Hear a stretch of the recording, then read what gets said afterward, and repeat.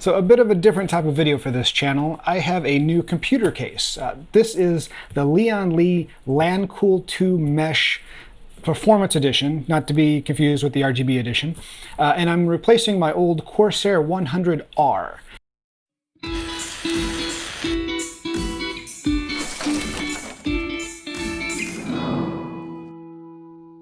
So this isn't going to be like an in-depth review of the Lian. I'm not going to take a look at like thermal performance and airflow and stuff like that. There are plenty of other channels that did that.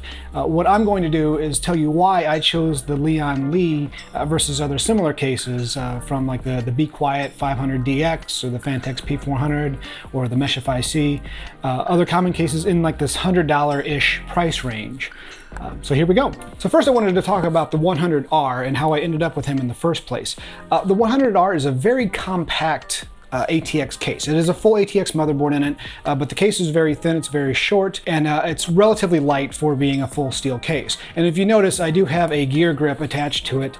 If you weren't a LAN party, 90s LAN party kid, then you may not even know what that is. But I designed this case, or I picked this case to be small, light, and portable because I do have a VR system that is PC based. Obviously, I can't use it in this room. So if I'm going to play Rift games on my relatively beefy gaming PC is gonna have to move. Unfortunately, small, quiet cases like this, they're not the best performers and they are rather cramped on the inside.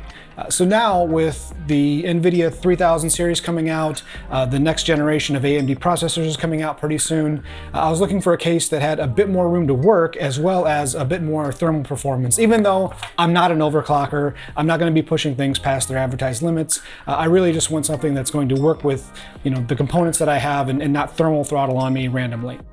So starting at the front of the Lancool II Mesh, you have a very basic mesh front.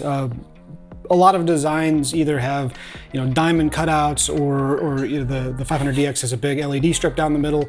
This is just regular old plain mesh up and down with chamfered edges and the Lian logo on the bottom. Nothing too exciting.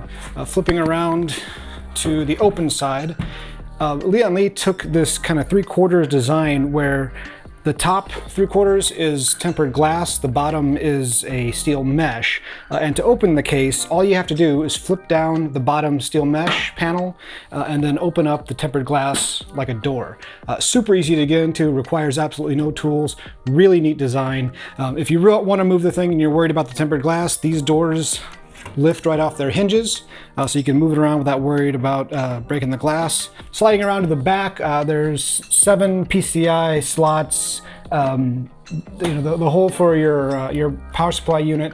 Unlike some cases in this price range, the power supply unit has to come in from the back and it can only be oriented one way. Some cases have like a removable ring, a mounting ring, so you can pop that out, mount your power supply to the ring, and then slide it in from the back. Doesn't work on the Lian, and you can only orient your power supply in the direction that sucks air from the bottom and expels it from the back, which is common, but if you do have special requirements, may not be for you. Going around to the motherboard side, once again, same design.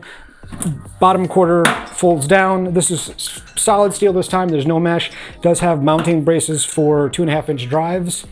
Top still opens up, revealing what are big shields. This almost looks like Iron Man armor or something like that. So all of your wire routing, it will be hidden behind these shields, which is good because it is tempered glass on this reverse side. Most cases will do tempered glass on the side where all the interesting bits are, and then a solid steel panel on the reverse side.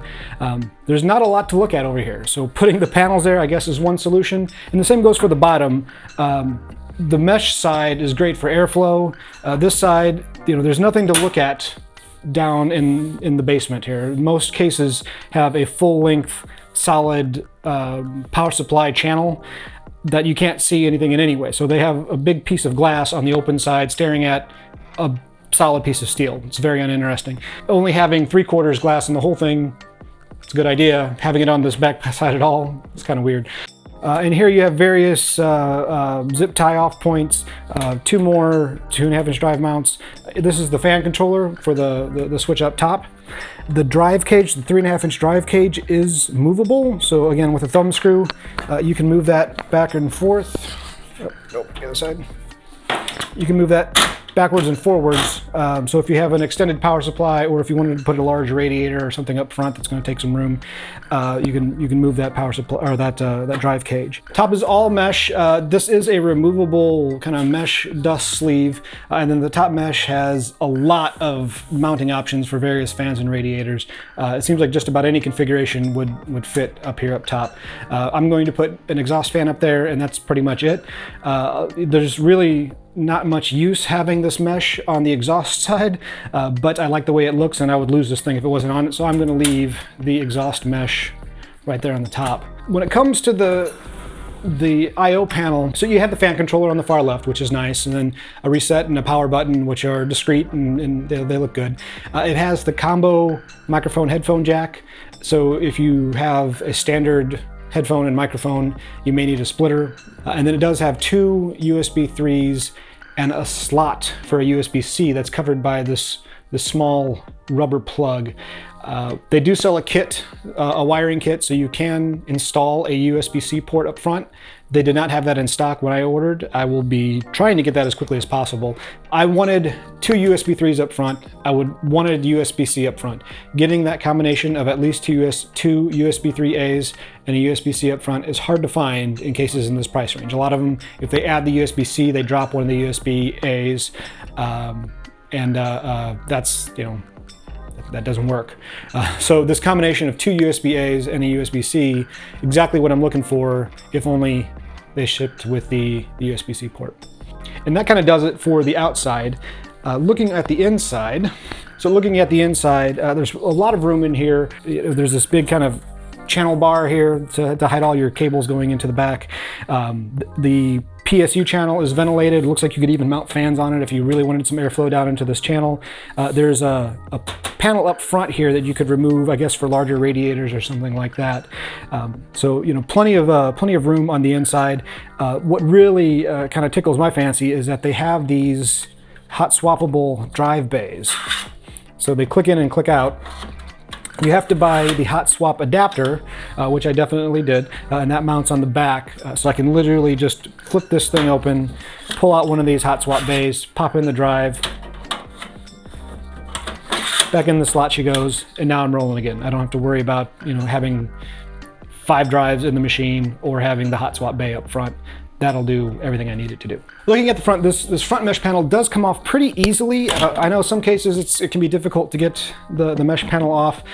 You do have 2 full 140mm fans up front. If you have the RGB version, you get 3 RGB fans, and instead of the fan controller, you get an RGB controller. I don't mind the RGB versions of these cases, but if you give me a case that's going to have at least as good, if not better, airflow on bigger fans, therefore it's going to be quieter, and it's going to give me a fan controller, I'll take that over RGB lighting any day. So that's why I ended up with the performance version. I would have preferred a performance version in white. Supposedly they exist. I've seen rumors and speculation that there is such a thing as a Lian Lancool II Mesh Performance Edition in white. Cannot find evidence of that on any site that sells this case. This front cage is removable where these fans are mounted. There's thumb screws on each side, and then you can pull out this entire cage. So if you wanted to install, you know, or move these fans, that whole cage pops out. If you wanted to install a radiator, you can install it into that cage and shove it back in and refasten it. Not something you're going to do often. So, you know, it's not like the hot swap bays are a thing that I will use probably weekly at least. Whereas once you install your radiator, your fans, unless you're really into messing with that stuff, you're probably going to leave it for a while. But if you are the type that likes to you know, change up your setup frequently, that could be a pretty big feature for you. And that kind of does it for the aesthetics of the case. I'm going to go ahead and put my build in it.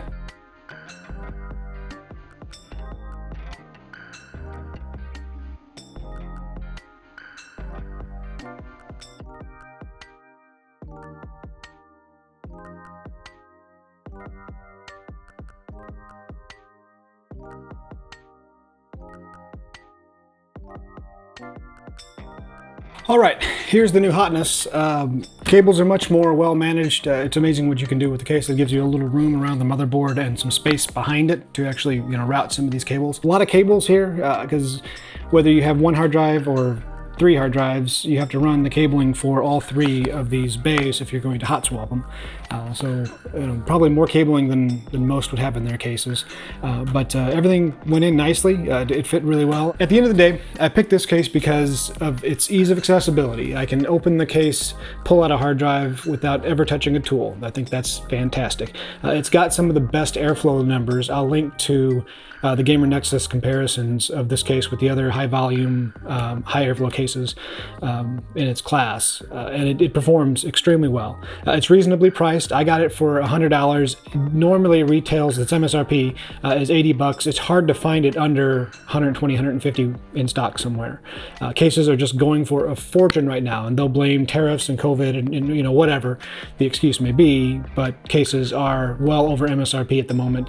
And to find this guy at Micro Center for $99 was a pretty good deal, and then $15 for the hot swap backplate. But for now, this case has been fantastic to build in. I'm going to fire it up and make sure everything works.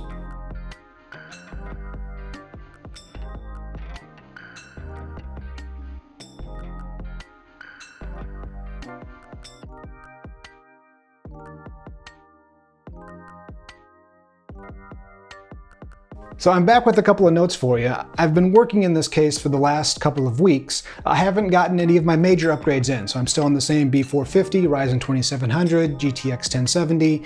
Nothing major has changed. However, I did install the exhaust fan as well as the front USB-C cable. That USB-C cable installation was a little bit tricky. You do have to unscrew these 4 screws that hold that whole assembly to the case, and when you drop that assembly down, some of the button facades can kind of fall off and get misaligned. So it was a little bit tricky. Nothing too crazy, but it was, more difficult than the rest of the case, but the rest of the case was very, very simple. And now it turns out that my old B450 motherboard doesn't have the right connector for a front USB-C port. My assumption was that it just connected to the standard USB 3, 24-pin plug or whatever that is. But no, there's a special USB-C cable that this motherboard doesn't support, so I won't be able to use that until I get my upgrades in.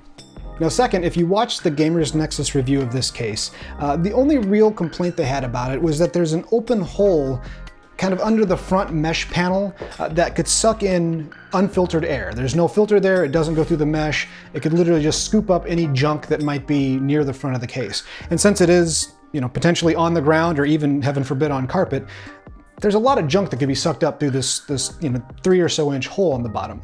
So we did this. This is a 3D printable plug that slots into these little squares in the mesh panel.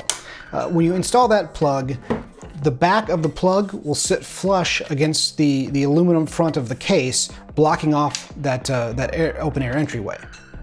So the missing front USB-C port and the open hole in the front of the case under the mesh panel were really the only 2 complaints that I had with the case, and both of them have been remedied, one with a little bit of money and the other with some ingenuity and some 3D printing. So with that, I absolutely love this case. I'm excited to put my new build into it in the next couple of weeks. So once again, if you like this video, please hit that like button, and if you like my other videos, please subscribe. I'll see you in the next one.